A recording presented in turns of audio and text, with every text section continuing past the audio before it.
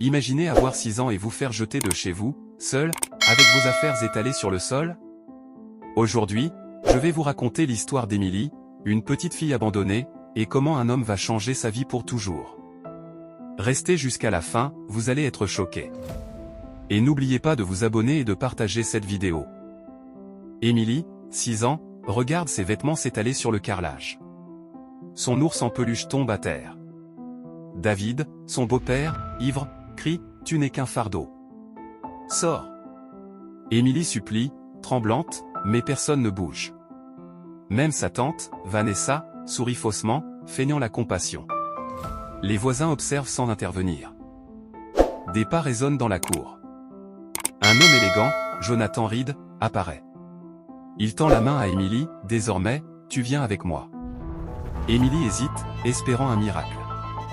David détourne le regard, et Vanessa affiche un sourire triomphant. Jonathan ramasse son ours et sa valise, prêt à commencer un nouveau chapitre pour elle. Dans sa voiture, Jonathan allume le chauffage et parle doucement, « Je m'appelle Jonathan. Ta maman était ma meilleure amie. Elle voulait que je veille sur toi. » Émilie écoute, serrant son ours, encore effrayé mais un peu rassuré. Jonathan partage son histoire d'enfance dans un orphelinat, pour montrer qu'il comprend sa douleur et que des personnes bien peuvent la protéger. « Je voulais juste que papa me prenne dans ses bras encore une fois, comme avant que maman parte. » Jonathan l'écoute en silence, la laissant pleurer.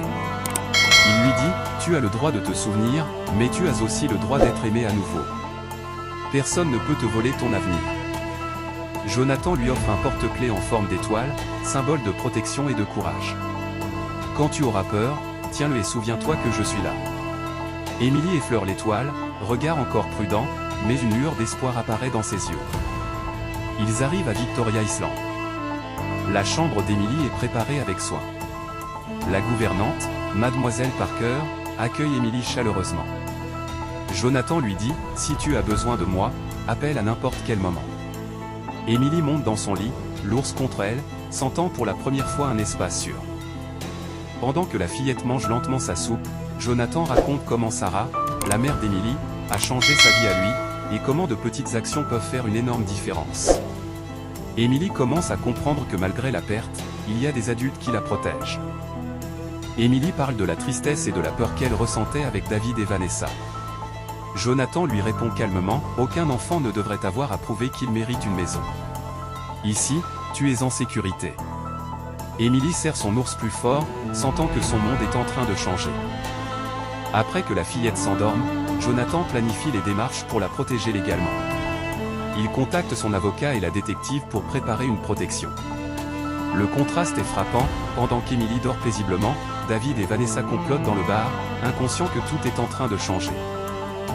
Au bar, David hésite à signer les documents de transfert et de protection. Vanessa et Marc tentent de le manipuler, mais il est hanté par le souvenir d'Émilie. Finalement, tremblant, il signe, scellant le changement imminent dans la vie de la petite. Jonathan emmène Émilie chez Madame Linda, la voisine bienveillante, pour qu'elle commence à se sentir entourée et protégée. Émilie dessine une maison avec les 3 silhouettes, elle, sa mère et Jonathan. Jonathan lui promet, « Personne n'a le droit de t'effacer de ta maison. Tu es aimé et protégé. » La caméra s'éloigne sur Émilie, souriant timidement, mais en sécurité, concluant sur un message inspirant, « Même dans l'abandon, il y a toujours une main pour nous relever. »